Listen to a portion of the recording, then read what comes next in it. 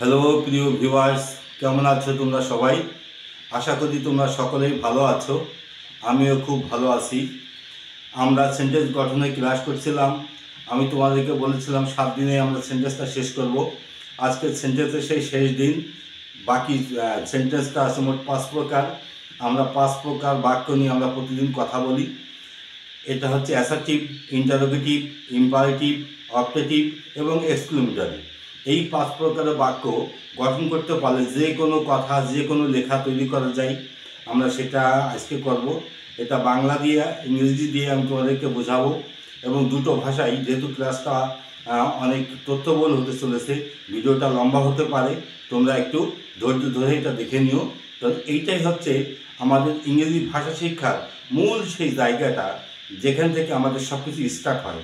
Free hand writing বলো, এই যাই কিছু তুমি করো না কেন, তোমাকে এই বাক্য তৈরি করতে না পারলে, তো তুমি যদি এটা বাক্যটাকে ঠিক মতন সাজাতে না পারো, তুমি গ্রামারও পারবে না, তুমি ফ্রি হ্যান্ড রাইটিংও লিখতে পারবে না। তো বাক্যটা আমরা কথা না বাড়িয়ে আমরা মূল জায়গায় চলে যাই। আজকে আমাদের মূল বিষয়টা সেটা হচ্ছে 5 প্রকারের বাক্য, 5 প্রকার সেন্টেন্স। এই 5 প্রকারের বাক্য আমরা কি কি জানি? 1 নম্বর হচ্ছে অ্যাসার্টিভ, অ্যাসার্টিভ সেন্টেন্স। 2 নম্বর ইন্টারোগেটিভ।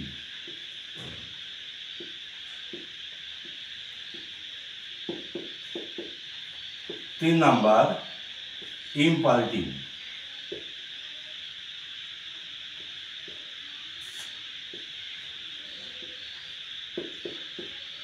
4 নম্বর অবজেক্টিভ।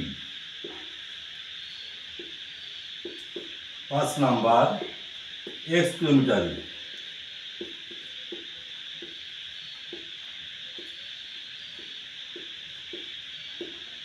এই মোট 5 প্রকারের বাক্য।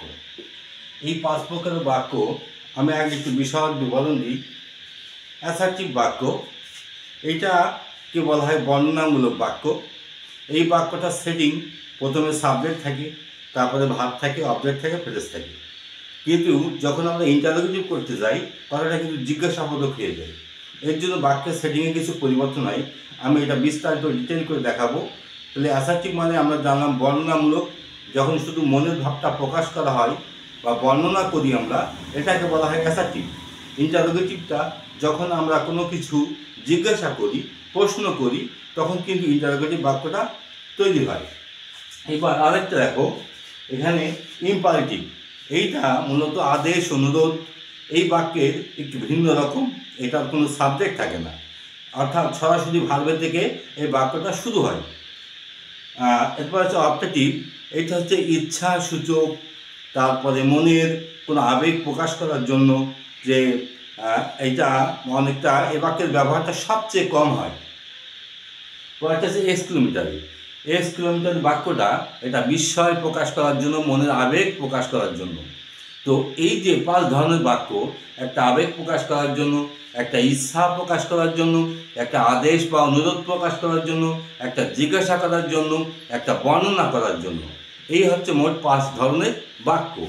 এইবার এক এক করে বাক্যগুলো আমরা লিখি এবং ট্রান্সলেশন করি, এবং যেগুলো আমরা গত ভিডিওগুলোতে আমি যে ডিটেল বর্ণনা দিয়েছি সেই অনুসারে এই বাক্যগুলো তোমাদেরকে সাজিয়ে দেখাবো। আমি নিচেরগুলো মুছে দিলাম। প্রথমে আমি অ্যাসার্টিভ বাক্যটা লিখছি। অ্যাসার্টিভ বাক্য, মনে করো যে আমি একটা বাক্য লিখলাম বর্ণনামূলক, যে সে পরীক্ষায় ফেল করেছে। সে পরীক্ষায় ফেল করেছে।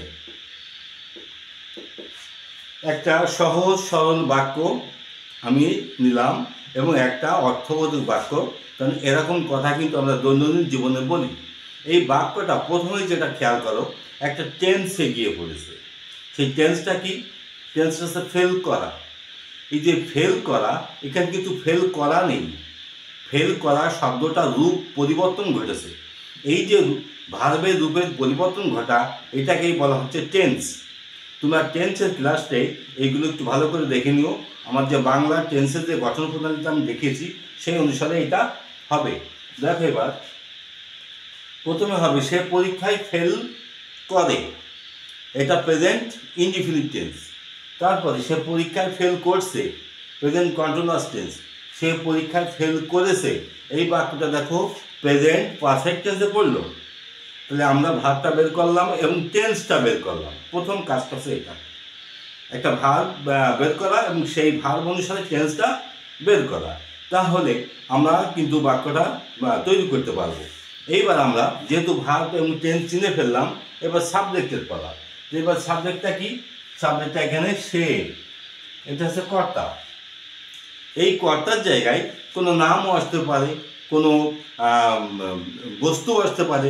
যাই হোক, যেটা কর্তা, যেটা বাক্যের মধ্যে প্রধান বলা হয়, যাকে কেন্দ্র করে কথাটাই বলা হয়, কথাটাই শুরু হয়, সেটাকেই বলে কর্তা। এবার কর্তা যেটা করে ওইটা হচ্ছে ক্রিয়া। তাহলে সে কি করেছে? ফেল করেছে। তাহলে ফেল করেছে, এই বাক্যটা কোন টেন্সে গিয়ে পড়েছে? প্রেজেন্ট পারফেক্ট টেন্সে। তাহলে আমরা কর্তার ইংরেজি লিখে ফেললাম হি। ফেল করা ইংরেজি ফেইল। এইবার প্রেজেন্ট পারফেক্ট টেন্সে ওখানে টেন্সের যে গঠন প্রণালী আছে সেই গঠন প্রণালী অনুসারে তুমি ওইগুলো বের করো। হ্যাভ বা হ্যাজ বসে, মূল ভার্বের পাস্ট পার্টিসিপল বসে। হ্যাভ বা হ্যাজ বসে এবং মূল ভার্বের পাস্ট পার্টিসিপল বসে। তাহলে আমরা কি চিনলাম? এখানে হির পরে যেহেতু সাবজেক্টটা সিঙ্গুলার, তাহলে হ্যাভ বসবে না, হ্যাজ বসবে। He has. এবার ফেল করার ইংরেজি আমরা জানি পারফেক্ট টেন্স, যে কোনো পারফেক্ট টেন্সে মূল ভার্বের 3 নাম্বার রূপ হয়। যে কোনো পারফেক্ট টেন্সে মূল ভার্বের 3 নাম্বার রূপ হয়। তাহলে এই বাক্য ঠিক তাই, মূল ভার্বের এখানে 3 নাম্বার রূপ হবে। 3 নাম্বার রূপটা কি? ফেল করা ইংরেজি FAIL, এটা মূল শব্দ বা মূল ভার্ব। এবার এটা 3 নাম্বার রূপ বা পাস্ট পার্টিসিপল ফেইল, ইডি যোগ করে দিলাম, ভার্বের 3 নাম্বার রূপ হয়ে গেল। He has fail. এবার দেখো সে ফেল করেছে, কথাটা হয়ে গেছে। তাহলে আমরা প্রথম কী কী নিয়েছি? একটা নিয়েছি সাবজেক্ট, একটা নিয়েছি ভার্ব। শুধুমাত্র সাবজেক্ট এবং ভার্ব দিয়ে আমি কিন্তু বাক্যটা তৈরি করে ফেলেছি। এইবার দেখো এরপরে যদি অবজেক্ট এখানে থাকে তাহলে আমরা দেবো, যদি অবজেক্ট না থাকে তাহলে দেবো না। এইবার দেখো কর্তা কী করলো, এখানে তো ফেল করলো, ফেল করাই তো একটা ভার্ব হয়ে গেছে। কিন্তু এই ভার্বের পরে যদি একটা অবজেক্ট আসতো তাহলে কিন্তু যেমন ধরো সে বই লেখে, এখানে লেখেটা ক্রিয়া, কিন্তু এখানে কি লেখে? বই লেখে। এখানে বইটা অবজেক্ট হিসেবে, অর্থাৎ ভার্ব এবং অবজেক্ট দুটো আলাদা আলাদা হয়ে যাচ্ছে। এখানে কিন্তু আলাদা হয়নি, কারণ এই ফেইলটাকে বলা হচ্ছে ইনট্রানজিটিভ ভার্ব। ইনট্রানজিটিভ ভার্ব হচ্ছে সেই যার পরে অবজেক্ট বসে না, ট্রানজিটিভ ভার্ব হচ্ছে সেই যার পরে অবজেক্ট বসে। তার মানে আমরা যখন ভয়েস চেঞ্জ করি তখন কিন্তু ট্রানজিটিভ ভার্ব লাগে না, তখন ইনট্রানজিটিভ ভার্ব লাগে না, তখন ট্রানজিটিভ ভার্ব লাগে। আর এইটা এখন যেহেতু এর কোনো অবজেক্ট নেই, তার মানে এখানে ভার্বটা ইনট্রানজিটিভ। যার অবজেক্ট থাকবে তাকে বলা হচ্ছে ট্রানজিটিভ, যার অবজেক্ট থাকবে না তাকে বলা হচ্ছে ইনট্রানজিটিভ।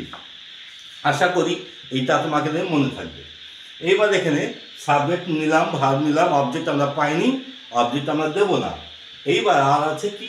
আর আছে আর একটা শব্দ, সেটা হচ্ছে পরীক্ষায়।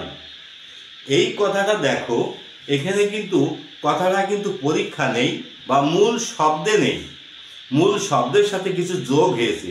তার মানে কি? এটা সাবজেক্টও নয়, এটা অবজেক্টও নয়, এটা ভার্বও নয়।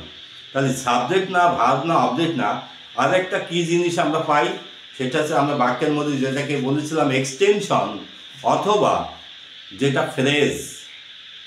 এই যে ফ্রেজগুলো বা শব্দগুচ্ছ, এইগুলো বাক্যের সাথে যোগ হয়ে বাক্যটাকে বড় করে, তথ্যবহুল করে, মনের ভাবটা প্রকাশ করতে সাহায্য করে। এইবার এই পরীক্ষা, আমরা যদি পরীক্ষার ইংরেজিটা লিখি, আমরা জানি পরীক্ষার ইংরেজি এক্সাম, সংক্ষেপে লিখতে হবে এক্সাম। এইবার এক্সামটা যেহেতু নির্দিষ্ট একটা পরীক্ষায় সে ফেল করেছে, তো একটা আর্টিকেল লাগবে। এখানে সেই আর্টিকেলটা হচ্ছে দি আর্টিকেল লাগবে। এইবার এর সাথে যোগ আছে কোন শব্দ? দেখো পরীক্ষার সাথে অন্তঃস্থ শব্দটা যোগ আছে, আমি এখানে টিক চিহ্ন দিয়ে দিলাম। এই অন্তঃস্থ যখন বাংলায় এ তে অন্তঃস্থ যখন যোগ হয় তখন কিন্তু বাংলায় এগুলো ইংরেজিতে ইন প্রিপোজিশন বসে। তাহলে এখানে ইন প্রিপোজিশনের জায়গা। এবার আমরা ইনটা লিখে ফেললাম। এবার দেখো ইন দা এক্সাম মানে পরীক্ষায়, তার মানে এইটাকে বলা হচ্ছে প্রিপোজিশনাল ফ্রেজ। যেহেতু আমি কিছুদিন আগে তোমার এই ফ্রেজের এর আগের যে ভিডিওটা আছে, আমরা সেই ফ্রেজের যে ফ্রেজ দিয়ে কীভাবে বাক্য বানাতে হয় বা ফ্রেজগুলো কী বা কীভাবে ফ্রেজগুলো বাক্যের সাথে বসে সেইগুলো নিয়ে আমি ক্লাসটা নিয়েছিলাম। ওই ভিডিওটা তোমরা দেখে নিও, তাহলে এইটা তুমি বুঝতে পারবা। তার মানে এই যে প্রিপোজিশন যোগ নাউন কমপ্লিমেন্ট, এর জন্য নাম হয়েছে প্রিপোজিশনাল ফ্রেজ। এখন এই প্রিপোজিশনাল ফ্রেজটা আমি যদি বাক্যের সাথে না লিখি তাহলে কথাটা দেখো সে ফেল করেছে। কোথায় ফেল করেছে, কিভাবে ফেল করেছে আমি কিন্তু কোনো বর্ণনা পাচ্ছি না, তথ্যের অভাব হচ্ছে। এই যে তথ্যের অভাব, তার মানে ফ্রেজে যদি ফ্রেজ বাক্যের মধ্যে না থাকে, তথ্যের অভাব থাকে, বাক্যগুলো ইনকমপ্লিট থাকে, অনেক সময় কথাগুলো ঠিক মতো মনের ভাব প্রকাশ করা যায় না। এই জন্য ফ্রেজগুলোর খুব দরকার হয়। ওই ক্লাসে আমি বলেছিলাম যে ফ্রেজগুলো সাধারণত ব্যবহার করে যারা জ্ঞানী মানুষ বা যারা অনেক নলেজেবল পারসন, যাদের মধ্যে অনেক তথ্য আছে, তারা দেখবা খুব সংক্ষেপে কথা বলে এবং কথাগুলো সামারাইজিং ভাষায় কথা বলে। তো এইবার দেখো he has failed in the exam. আমি প্রথমে অ্যাসার্টিভ বাক্য একটা নিয়ে ফেলেছি, সেই অনুসারে আমি আবার ট্রান্সলেশন করে ফেলেছি। তাহলে আমি একবার বাংলা একবার ইংরেজি এইভাবে যদি আমি বাক্যটা প্রতিদিন আমি প্র্যাকটিস করি তাহলে কিন্তু আমি অ্যাসার্টিভ বাক্যটা শিখতেও কোনো অসুবিধা হচ্ছে না এবং আমি কিন্তু ট্রান্সলেশন করতেও কোনো অসুবিধা হচ্ছে না। আস্তে আস্তে আমি ইংরেজির যে গঠন প্রণালীগুলো, এই গঠন প্রণালীগুলো কিন্তু তুমি আস্তে আস্তে তুমি সবই চোখের সামনে চলে আসবে। তো আমরা কথা না বাড়িয়ে আমরা মূল জায়গায় যাই। এবার দেখো এই বাক্যটা অ্যাসার্টিভ আছে, আমি যদি এই বাক্যটা এখন ইন্টারোগেটিভ করি তাহলে কি হবে? তাহলে এই বাক্যটা ইন্টারোগেটিভ করার আগে আমি বাক্যটা এখানে অ্যাসার্টিভ বাক্য কেমন হয় আগে আমি সেটা দেখি। অ্যাসার্টিভ বাক্যের বৈশিষ্ট্য থাকে সাবজেক্ট বসে, ভার্ব বসে, অবজেক্ট বসে, ফ্রেজ বসে, এইগুলো সব পরপরই থাকে। তার মানে আমরা যখন গ্রামার করি তখন কিন্তু এই গ্রামারগুলো মূলত কিন্তু এইভাবে সাবজেক্ট ভার্ব অবজেক্ট ফ্রেজ এভাবে পরপর বসে। ফ্রেজটা আগেও থাকতে পারে পরেও থাকতে পারে, কিন্তু সাবজেক্ট এবং অবজেক্টের বা ভার্বের কোনো পরিবর্তন হবে না, এইগুলো যার যার জায়গায় শেষে বসে থাকে। এইগুলোকে বলা হচ্ছে অ্যাসার্টিভ। কিন্তু ইন্টারোগেটিভ বাক্যটা এরকম না, ওর মধ্যে কিছু পরিবর্তন হয়। সেই পরিবর্তনটা কি আমরা দেখি। সেই পরিবর্তনটা হচ্ছে এই যে এই যে অক্সিলারি ভার্বটা, এই অক্সিলারি ভার্বটা সাবজেক্টের আগে চলে যাবে, এই পজিশনে চলে যাবে। তার মানে সাবজেক্টের আগে অক্সিলারি ভার্ব গেলে বাক্যটা ইন্টারোগেটিভ রূপ ধারণ করে। আবার যদি অক্সিলারি ভার্ব সাবজেক্টের পরে লেখা হয় বাক্যটা অ্যাসার্টিভ ফিরে যাবে। এই যে বাক্যগুলো বললাম অ্যাসার্টিভ, ইন্টারোগেটিভ আর এক্সক্লেমেটরি, এই তিনটে বাক্য সাধারণত একটার সাথে আর একটা সম্পর্ক আছে। অর্থাৎ একটা বাক্য শিখলে তুমি কিন্তু তিনটে বাক্য অনায়াসে করতে পারবা। তো যাই হোক, এবার দেখো আমি হ্যাশটা আগে লিখলাম। হ্যাশটা আগে লেখাতে বাক্যের মধ্যে একটা না ধর্মীয় অর্থ তৈরি হচ্ছে। সে পরীক্ষায় ফেল করেছে, কথাটা তুমি প্রশ্নবোধককে তৈরি করো। সে কি পরীক্ষায় ফেল করেছে? দেখো সে কি পরীক্ষায় ফেল করেছে, এখানে একটা কি শব্দ চলে এলো এবং এর মধ্যে একটা না ধর্ম, সে যে পরীক্ষায় ফেল করেছিল কি না, তার মানে কথাটা রূপ পরিবর্তন করেছে। অর্থাৎ যখন অ্যাসার্টিভ বাক্যে আমরা ইন্টারোগেটিভ করব তখন নট শব্দ লাগে, যখন ইন্টারোগেটিভ বাক্য অ্যাসার্টিভ করব তখন ঠিক এরকম নট শব্দ থাকলে লাগবে, বাদ যাবে, আর যদি না থাকলে তাহলে দিয়ে নিতে হবে। অর্থাৎ ইন্টারোগেটিভ এবং অ্যাসার্টিভ এই বাক্যের মধ্যে যদি কখনো পরিবর্তন হয় একটা থেকে আরেকটায় যায়, যদি নট থাকে তাহলে ওটা আর লাগবে না, বাদ দিয়ে দিতে হবে। যদি নট না থাকে তাহলে তোমাকে নটটা দিয়ে নিতে হবে। আশা করি এই ছোট্ট একটা কথা মনে থাকবে, অ্যাসার্টিভ থেকে ইন্টারোগেটিভ অথবা ইন্টারোগেটিভ থেকে অ্যাসার্টিভ এই বাক্যের মধ্যে যখন পরিবর্তন হবে তখন নট থাকলে বাদ যাবে, নটটা যদি না থাকে তাহলে আবার তোমাকে দিয়ে নিতে হবে। এবার এসো হ্যাজ নট হি আমরা নটটা দিয়ে নিলাম, এবার সাবজেক্টটা দিয়ে নিলাম। এবার সেন্টেন্সের বাকি অংশ, ফেইল ইন দ্য এক্সাম। এবার এর অর্থটা কি হলো? এবার একটা জিজ্ঞাসা চিহ্ন দিতে ভুলো না, যে সে কি পরীক্ষায় ফেল করেছে, সে কি পরীক্ষায়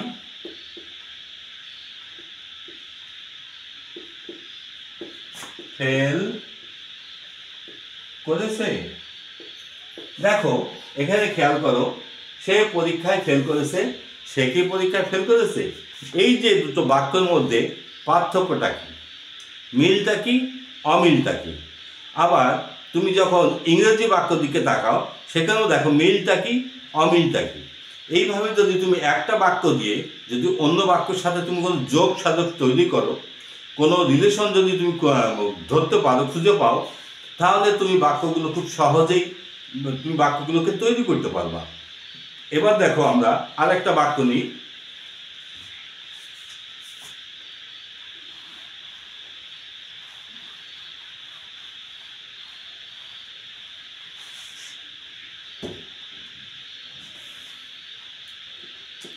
নিশাত ভোরবেলায়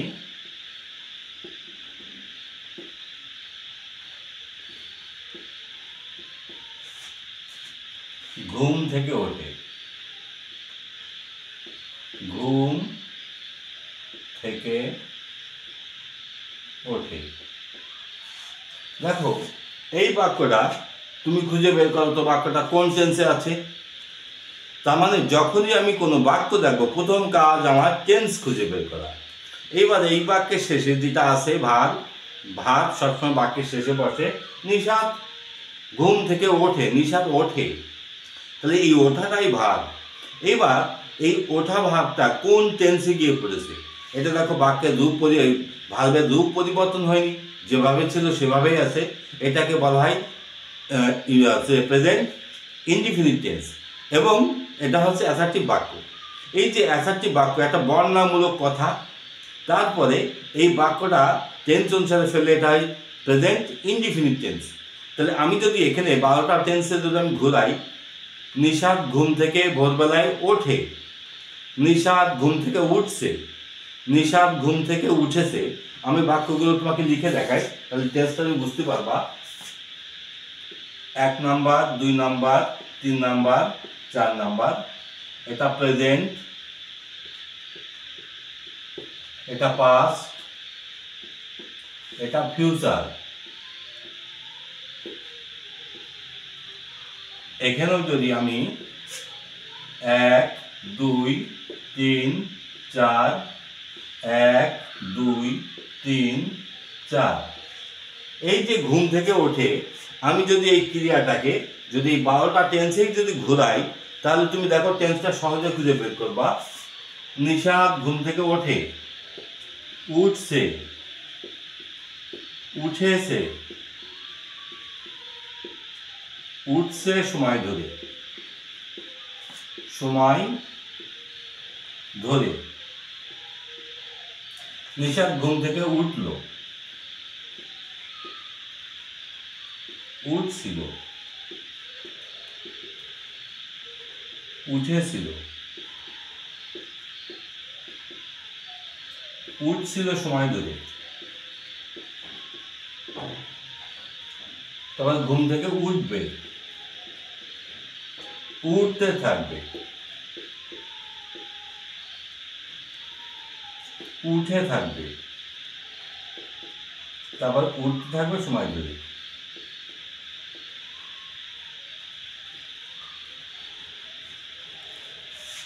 খেয়াল করে দেখো এবার এখানে আমি ওঠে ক্রিয়াটাকে, এই যে ক্রিয়াটাকে আমি 12টা টেন্সে ঘোরাইছি, তাহলে এই বাক্যটা দেখো প্রথমেই বসেছে, এই ভাবটা প্রথমেই বসেছে। এই দেখেই আমি চিনলাম এটা প্রেজেন্ট ইনডিফিনিট টেন্স। এই টেন্সের চর্চা যদি তুমি করতে পারো, যে কোনো বাক্য, আমার টেন্সের ক্লাসটা তুমি দেখে নিও, যে কোনো বাক্য তুমি কোন টেন্সে পড়েছে তুমি খুব সহজেই ধরতে পারবা। এগুলো না চিনলে তুমি ওগুলো ধরতে পারবে না। তো এটা আমি মুছে দিলাম। এবার আমরা ট্রানজিশন করি। নিয়ম অনুসারে নিশাত ভোরবেলায় ঘুম থেকে ওঠে। এবার এই বাক্যের সাবজেক্টটা আমরা পেয়ে গেছি নিশাত। তাহলে আমি প্রথম নিশাতটা লিখলাম। এবার নিশাত ওঠে, ওঠার ইংরেজি রাইজ। এবার সাবজেক্টটা এখানে সিঙ্গুলার। সাবজেক্ট যদি সিঙ্গুলার হয় তাহলে ভার্বের সাথে এস বাই এর যোগ হয়, প্লুরাল হলে যোগ হয় না। তাহলে এখানে সাবজেক্টটা সিঙ্গুলার, সেই অনুসারে এসটা যোগ হলো। নিশাত রাইজেস, নিশাত ওঠে। এবার কোথা থেকে ওঠে? ঘুম থেকে। এবার আমি এখানে ঘুমের ইংরেজি লিখলাম বেড। বেড কেন লিখছি আমি তো পরে বলছি। এবার তার আগে দেখো একটা কথা লেখা আছে থেকে। এই যে বেড কথাটা ছিল নাউন, যেটা আমি নাউনের পার্টস অফ স্পিচে ক্লাসে দেখাইছি। কেন শব্দ চিনতে হয়? এই যে ঘুম আর থেকে, এই দুটো শব্দ আলাদা করতে পারে না। তাহলে ঘুমটা যদি নাউন হয়, থেকে শব্দটা কিন্তু প্রিপজিশন। অর্থাৎ প্রিপজিশনের কাজ হচ্ছে নাউনকে মডিফাই করা, নাউনকে একটা আলাদা তথ্য দেওয়া। এই জন্য প্রিপজিশনটা চেনা খুব জরুরি, খুব জরুরি দরকার। তো এবার দেখো এই যে থেকে, এটা প্রিপজিশন, এর ইংরেজি ফ্রম। এবার খেয়াল করো এখানে ফ্রম মানে প্রিপজিশন, প্রিপজিশন যোগ নাউন বসেছে, তাহলে এইটাকে বলা হচ্ছে সেই প্রিপজিশনাল ফ্রেজ। এবার এখানে আরেকটা ব্যবহার হয়েছে ভার্ব, তাহলে সাবজেক্ট ব্যবহার হয়েছে, ভার্ব ব্যবহার হয়েছে, প্রিপজিশনাল ফ্রেজটা ব্যবহার হয়েছে। আরেকটা জিনিস আছে, সেটা আছে ভোরবেলায়। দেখো এইটাও একটা প্রিপজিশনাল ফ্রেজ, কারণ ভোরবেলায় ইংরেজি লিখলাম, আমি এখানে মর্নিংটাই লিখলাম। ভোরে আরেকটা ইংরেজি আছে ডন, আমি ওটা লিখলাম না মর্নিং। এবার দিনটা কেন লিখলাম? যেহেতু ওই সকালটা নির্দিষ্ট। এইবার দেখো ভোরবেলায় এইখানে আবার সেই অন্তস্থ যোগ আছে, তখন ইন যোগ হবে। দেখো পরপর দুটো প্রিপজিশন যোগ হয়েছে, এবং এখানে সাবজেক্টের পরে এখানেও অবজেক্ট আসেনি। তার মানে এখানে এই যে ভার্বের পরে যে অবজেক্ট আসেনি, তাহলে এই ভাবটা ইনট্রানজিটিভ বা অকর্মক ক্রিয়া। ট্রানজিটিভ মানে সকর্মক, ইনট্রানজিটিভ মানে অকর্মক। এই যে অকর্মক ক্রিয়া এবং সকর্মক ক্রিয়া, এইগুলো যদি তুমি চিনতে না পারো কিন্তু বাক্য তৈরি করতে পারবে না। বিশেষ করে আমাদের সামনের যে ক্লাসটা আছে 9 বেসিক স্ট্রাকচার, অনেক গুরুত্বপূর্ণ। বর্তমান ক্লাসটা অনেক গুরুত্বপূর্ণ, তোমরা ক্লাসটা খুব মন দিয়ে দেখো। এইবারে বাক্যটা যদি আমরা ইন্টারোগেটিভ করি, তাহলে আমি কী হবে? নিশাত ভোরবেলায় ঘুম থেকে ওঠে। নিশাত কি ভোরবেলায় ঘুম থেকে ওঠে না? দেখো একটা না শব্দ চলে আসছে। এই যে প্রত্যেকটা কথায় তোমাকে আগেই বলেছি, যখন ইন্টারোগেটিভ থেকে আমরা অ্যাসার্টিভ যাব, না যদি না থাকে দিতে হবে। আবার অ্যাসার্টিভ থেকে যদি ইন্টারোগেটিভে যাই, এখানেও ঠিক একই রকম সিস্টেম। যদি না থাকে, নট শব্দটা যদি না থাকে, তাহলে তোমাকে দিয়ে নিতে হবে। এবার এখানে নট শব্দটা নেই, আমরা দিয়ে নেব। এবার আমি ইংরেজিটা লিখলাম Nishat rises from bed in the morning. এবার এখানে দেখো যে আমরা যখন বাক্য ইন্টারোগেটিভ তৈরি করি, তখন কিন্তু একটা অক্সিলারি ভার্বের দরকার হয়। এই বাক্যে কিন্তু কোনো অক্সিলারি ভার্বকে দেখা যাচ্ছে না। তাই অক্সিলারি ভার্বটা কোথায় আছে? ভার্বের সাথে মিশে আছে। প্রেজেন্ট ইনডিফিনিট টেন্সে দুটো অক্সিলারি ভার্বের ব্যবহার হয়, একটা আছে ডু, একটা আছে ডাজ। এই দুটা ভার্বের সাথে মিশে থাকে, এই জন্যেই এটা কোনো আলাদা করে দেখা যায় না। কিন্তু যখন এসটা থাকে তখন আসলে ডাজ থাকে। আশা করি এই কথাটা মনে থাকবে। যদি এস থাকে তাহলে বুঝবো ডাজ আছে, যদি এসটা না থাকে তাহলে বুঝবো এখানে ডু আছে। তাহলে এখানে আমরা অক্সিলারি ভার্বটা পেয়ে গেছি ডাজ। ডাজ ডিটা বড়তে লিখবা, does not, doesn't Nishat, doesn't Nishat.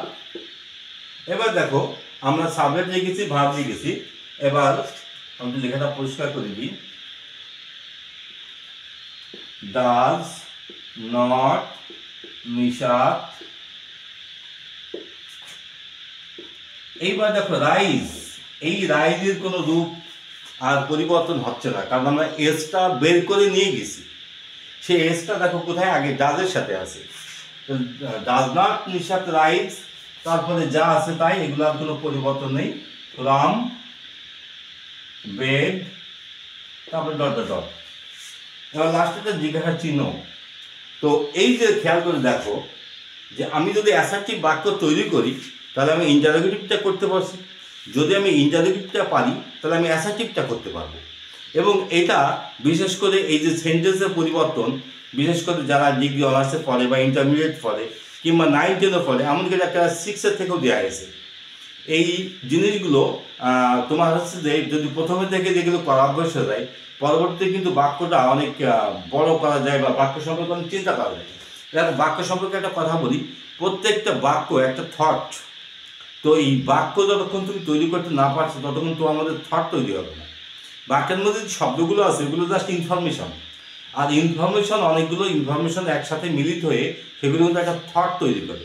তো সেই থটটা তুমি যতক্ষণ তুমি সেন্টেন্স না তৈরি করতে পারছো ততক্ষণ কিন্তু তোমার মধ্যে থটটা তৈরি হবে না। তো আশা করি আমি অ্যাসার্টিভ আর ইন্টারোগেটিভ সেন্টেন্স নিয়ে আর তোমাদের কোনো প্রশ্ন থাকবে না। তবে তারপরে যদি বুঝতে অসুবিধা হয় তুমি আমাকে কমেন্টে জানিয়ে দিও। এবার এসো আমরা তৃতীয় যে জিনিসটা নিই, সেটা হচ্ছে ইম্পারেটিভ। ইম্পারেটিভ বাক্য কাকে বলে? ইম্পারেটিভ বাক্য ছিল এটা 3 নম্বরে, সেটা হচ্ছে আদেশ সূচক, অনুরোধ সূচক বা এই জাতীয় একটা কথা। যেমন ধরো আমি এখানে ইম্পারেটিভ, এটা 3 নম্বর, আদেশ বা অনুরোধ আরো আছে এখানে। এইগুলো কথাটা কেমন হয়, এটা কিন্তু একটা সাবজেক্টকে নির্দেশ করা হয়। যেহেতু আমি আদেশ করছি তোমাকে, যদি অনুরোধ করি তাও তোমাকে। এই যে একজন ব্যক্তি আসে সেকেন্ড পার্সন, কারণ পার্সন 3টে, আমি, তুমি এবং সে। তো এই যে আমি যখন বাক্যটা এখানে যখন বলা হয় তখন কিন্তু সাবজেক্টটা উহ্য থাকে। এখানে কিন্তু অ্যাসার্টিভ সেন্টেন্সের মতন এখানে বাক্যটা কিন্তু সাবজেক্ট এখানে থাকে থাকবে না। তার মানে অ্যাসার্টিভ সেন্টেন্সে সাবজেক্টটা থাকে, ইন্টারোগেটিভও থাকে, অবজেক্টিভও থাকে, সমস্ত বাক্যেই থাকে, শুধু ইম্পারেটিভে থাকে না। এখানে সাবজেক্টটা উহ্য অবস্থায় থাকে। তার মানে আমরা যখন বাক্যের স্ট্রাকচার লিখছিলাম সাবজেক্ট, ভার্ব, অবজেক্ট, ফ্রেজ, এখানে এই সাবজেক্টটা থাকবে না। সাবজেক্ট, ভার্ব, অবজেক্ট আর ফ্রেজ, তাহলে এইটা মিসিং হয়ে যাবে, সাবজেক্টটা থাকবে না। তাহলে আমি এই ধরনের একটা বাক্য আমাকে লিখতে হবে। তো যেহেতু আমি তোমাকে বলেছি যেখানে সাবজেক্টটা হচ্ছে তুমি, তোমাকে ইঙ্গিত করে বলা হচ্ছে, তাহলে তোমাকে দিয়ে একটা কথা বলা যাক। যেমন ধরো তোমাকে বললাম যে ক্লাস থেকে বেরিয়ে যাও, তুমি ক্লাস থেকে বেরিয়ে যাও। তাহলে আমি এই যে ক্লাস থেকে বেরিয়ে যাও, তাহলে শুধু কথাটা এটা হবে, ক্লাস থেকে বেরিয়ে যাও, ক্লাস থেকে বেরিয়ে যাও। এখানে একটা সুবিধা হচ্ছে যে এই বাক্যগুলো সব সময় প্রেজেন্ট ইনডিফিনিট টেন্স ফলো করে, কারণ এখানে টেন্সের পরিবর্তনটা হয় না। তো এখানে তো যাই আমি তোমাকে এটা বলি যে ক্লাস থেকে বেরিয়ে যাও, প্রথমে আমরা ভার্বের থেকে শুরু করছি না, তাহলে তো ভার্বের থেকে শুরু হয়ে যাবে। এইবার এখানে বেরিয়ে যাও, তাহলে বেরিয়ে যাওয়ার ইংরেজিটা এই একটা ফ্রেজ, গেট লস্ট, মানে হারিয়ে যাও, একটা ফ্রেজ, এটা তোমরা দেখে নিও। এবার দেখো এখানে মূল ভাবটা হচ্ছে গেট, আর এই লসটা হচ্ছে হারিয়ে যাওয়া বা বের হয়ে যাওয়া। তো এইটা লসটা কেন বসলো তোমাকে আগেই বলছি, গেট লস্ট একসাথে একটা ফ্রেজ। এটা ব্যাখ্যা দিতে গেলে এখন ভিডিওটা আরও অনেক বড় হয়ে যাবে, আমি তোমাকে সংক্ষেপে করে বলছি। ওটা তোমার আমি যখন নেক্সট আরও তোমার অ্যাডভান্স লেভেলে যখন যাব তখন তুমি এইগুলো আমি তোমার সাথে আলোচনা করবো। গেট লস্ট, এবার কোথা থেকে আমি বেরিয়ে যাওয়ার ইংরেজিটা পেয়ে গেছি, সাবজেক্ট ভাগটা পেয়ে গেছি, এবার তারপরের অংশটা। এবার কে বেরিয়ে যাবে, কেন বেরিয়ে যাবে সেটা কিন্তু বলা হয়নি। তার মানে এবার পরে একটা ফ্রেজ আসছে, এবার আমরা জানি থেকে তা ফ্রম, তাহলে from, get lost from the class. দেখো এখানে তোমাদেরকে একটা কথা বলি যে এই যে get lost from the class, তারপরে stand up on the bench, বেঞ্চের উপর দাঁড়াও, বেঞ্চের উপর দাঁড়াও, উপর দাঁড়াও। তো খেয়াল করো, দেখো এখানে দেখো stand up on the bench, বেঞ্চের পরে দাঁড়াও, বাক্যটা কিন্তু তোমাকেই উল্লেখ করে বলা হচ্ছে। আর সেজন্য এখানে দেখো যে উপরে দাঁড়াও, এখানে বাক্যে সেই প্রেজেন্ট ইনডিফিনিট টেন্সে বাক্যটা আবার করেছে। তার মানে প্রতিটি বাক্য এখানে ইম্পারেটিভ বাক্য বললে তোমাকে প্রেজেন্ট ইনডিফিনিট টেন্সেই বলতে হবে, এটা অন্য কোনো টেন্সে মানায় না। আর এই বাক্যগুলো কোনো সময় সাবজেক্ট থাকে না, বা সাবজেক্টটা উজ্জ্ব থাকে। সাবজেক্টটা অবশ্যই থাকবে, তবে সাবজেক্টটা উজ্জ্ব থাকে। আশা করি আমি ইম্পারেটিভ বাক্যটা বোঝাইছি। আর এখানে আমি একটা কথা আবার বলি, গেট লস্ট। এই লস্ট মানে হারিয়ে যাও। এখানে কেউ যদি লস্ট না লিখে আউট যদি দেখে, গেট আউট। অর্থাৎ লস্ট এবং আউট এটা উভয়ই অ্যাডজেক্টিভের কাজ করছে। এটার ব্যাখ্যা আমি তোমাকে অন্য ক্লাসে দেবো। তো এখন এই যে ইম্পারেটিভ বাক্য যেগুলো আমরা লিখলাম, তো এই ইম্পারেটিভ বাক্য তুমি এইভাবে তৈরি করো। তার মানে আমরা অ্যাসার্টিভটা শিখলাম, ইন্টারোগেটিভটা শিখলাম এবং ইম্পারেটিভটা আমরা শিখলাম। এবার আমরা আর দুটো বাক্য আছে, একটা হচ্ছে অপটেটিভ আর একটা হচ্ছে এক্সক্লেমেটরি। তো অপটেটিভ বাক্যটা কেমন, সেটা হচ্ছে ইম্পারেটিভ যেমন আদেশ বা অনুরোধ, অপটেটিভ হচ্ছে ইচ্ছা সূচক, অর্থাৎ মনের ইচ্ছাটা পূরণ করা হয়। যেমন 4 নম্বর বাক্য অপটেটিভ, ইচ্ছা। এই একটা কথা একটু মনে রাখো, মনের ইচ্ছা পূরণ। যেমন অনেকটা উইশ করার মতন, অনেকটা বলা যায় এরকম যে তোমাদেরকে বাংলাদেশ দীর্ঘজীবী হোক, বা তুমি দীর্ঘজীবী হও। এই যে তুমি দীর্ঘজীবী হও, আমি এটাই লিখলাম, তুমি দীর্ঘজীবী হও। দেখো এই বাক্যগুলো কিন্তু ওই প্রেজেন্ট ইনডিফিনিট টেন্সেই তোমাকে লেখা হচ্ছে, কিন্তু এখানে ব্যতিক্রম হচ্ছে যে টেন্সের ভিতরে আমরা যে অক্সিলারি ভার্বগুলো ব্যবহার করেছি, এটা কিন্তু টেন্সের বাইরে যেটা মডেল অক্সিলারি ভার্ব আছে, সেই মডেল অক্সিলারি ভার্বের ব্যবহার হয়। এখানে সাধারণত মে বা মাইট বসে, মে অথবা মাইট কথাটা ব্যবহার হয়। মেটা যদি প্রেজেন্ট টেন্সে হয় তাহলে মে বসে, পাস্ট টেন্সে হলে মাইট বসে। তাহলে তুমি দীর্ঘজীবী হও, তাহলে আমরা সাবজেক্টটা এখানে লিখলাম ইউ। এই বাক্যটা কিন্তু অ্যাসার্টিভের নিয়মে হবে। অ্যাসার্টিভ বাক্য যেভাবে পরপর সাবজেক্ট ভার্ব অবজেক্ট বসে, এখানেও কিন্তু ঠিক একই রকমভাবে বসবে। ইউ মে, দীর্ঘজীবী হওয়ার ইংরেজি লিভ মানে বাঁচা। এবার এর সাথে একটা ফ্রেজ যোগ হবে, লিভ লং মানে দীর্ঘজীবী হওয়া। তো ইউ মে লিভ লং, এই ধরনের তুমি কথাগুলো, যেমন তুমি অনেক বড় হও, একই রকম কথা। তুমি তাড়াতাড়ি সুস্থ হও। দেখো এই যে সব কিছু তোমার কিন্তু তোমার জন্য একটা ইচ্ছা কামনা করলাম, একটা বাসনা করলাম। এই যে কামনা করা, বাসনা করা, ইচ্ছে পূরণ করা, এই ধরনের যে বাক্য, এইগুলোকে বলা হচ্ছে অপটেটিভ। তবে এই বাক্যের ব্যবহারটা খুব কম ব্যবহার হয়, এগুলো বিশেষ প্রয়োজনে বসে। তো এই বাক্যগুলো তুমি নিজেদের তৈরি করো। ভিডিওটা বড় হচ্ছে, আমি আর এই ভিডিও এদিকে আর গেলাম না, আমি তো জাস্ট একটা দেখাই দিলাম যে এই ধরনের বাক্যগুলো তোমাকে লিখতে হবে বা প্র্যাকটিস করতে হবে। 5 নম্বর হচ্ছে এক্সক্লেমেটরি। এই বাক্যটা অনেক গুরুত্বপূর্ণ, কারণ এর সাথে তোমার ইন্টারোগেটিভ জড়িয়ে আছে, অ্যাসার্টিভ জড়িয়ে আছে।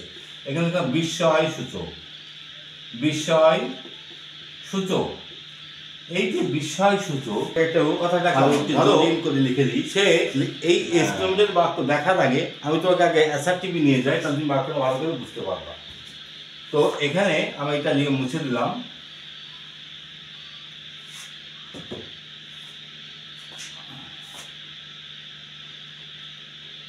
শাওন, আমি একটা নাম নিলাম,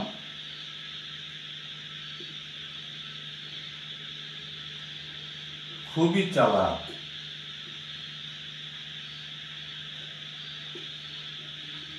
শাওন খুবই চালাক ক্লাসের মধ্যে, ক্লাসের মধ্যে। এই বাক্যটা যদি, যেহেতু এটা আমি অ্যাসার্টিভ নিয়েছি, তাহলে Shaon, SAON, Shaon is very clever in the class. এইবার খেয়াল করো, যেহেতু এখানে বলছি ভার্বের পরে একটা অ্যাডজেক্টিভ আসছে, তাহলে হাউ দিয়ে শুরু হবে, হাউ। এবার ভেরি করাটা বাদ চলে যাবে, হাউ শাওন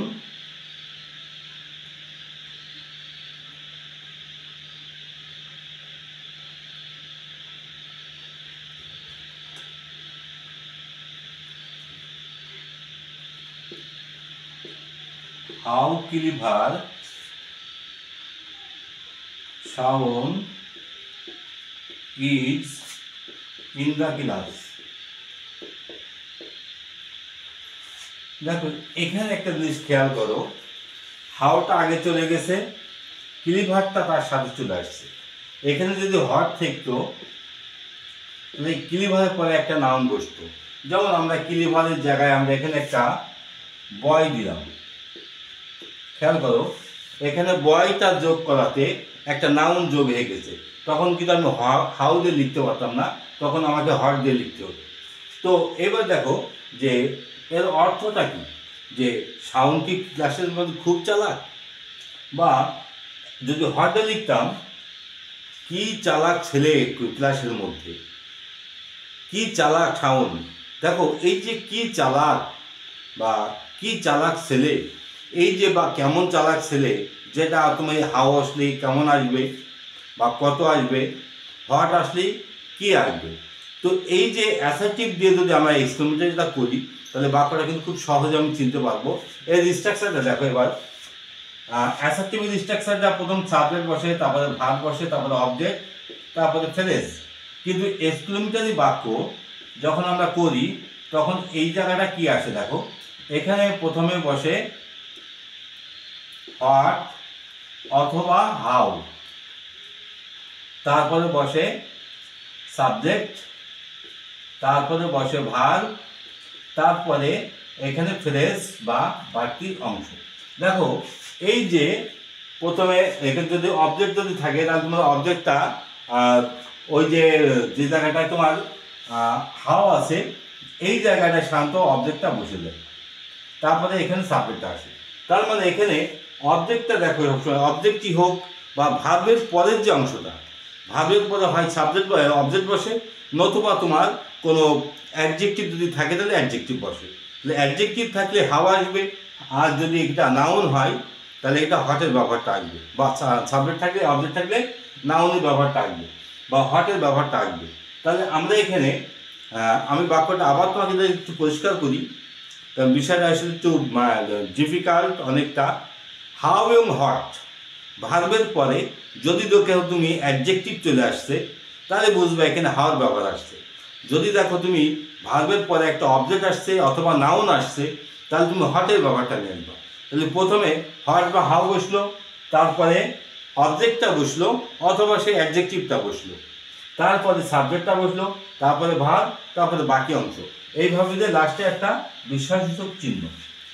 এই ছিল আমাদের মোট 5 প্রকারের বাক্য। যদি আমার এই ক্লাসটা ভালো লাগে তাহলে তুমি আমাকে ফলো করো, আমার চ্যানেলটা সাবস্ক্রাইব করে দিও এবং শেয়ার এবং কমেন্ট করে দিও বন্ধুদের সাথে আরও বেশি বেশি, যাতে করে আমি আরও ভিডিও বানাতে উৎসাহিত হই। সেই জন্য সব আমার সাথে থাকো।